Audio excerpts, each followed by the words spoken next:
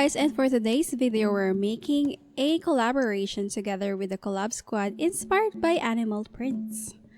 To start off, gagamit tayo ng beige color for our pinky para sa ating leopard design, and with the dotting tool, lalagyan natin siya ng mga dark brown color, and the black is for the sides para sa details ng ating leopard print designs. Lalagyan lang natin yung mga gilid or yung ibang part ng dark brown color. And we're also putting some dotted black design sa mga ibang spaces. Next is our black cat.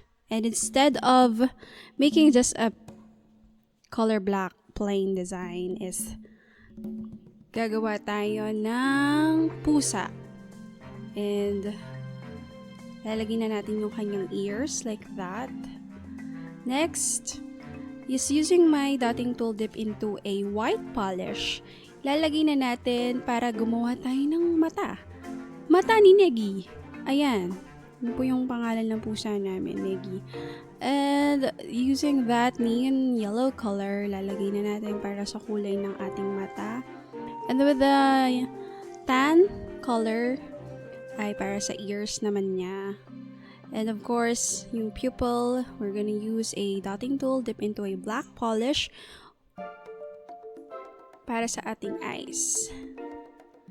And with the striper, dip into a white polish, gagamitin natin to para magawa natin yung details ng pusa natin. At ayan.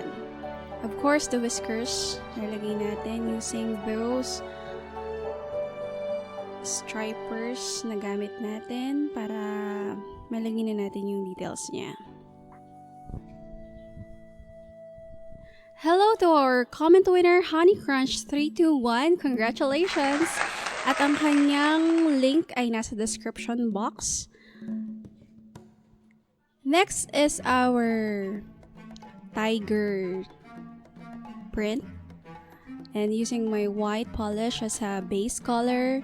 And of course, we're using this sponge para makagawa tayo ng gradient color ng yellow and then the orange one.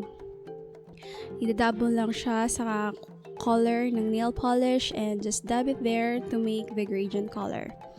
And using our stripers na para makalagay tayo ng stripes ng ating tiger. The stripers, yes, the stripers.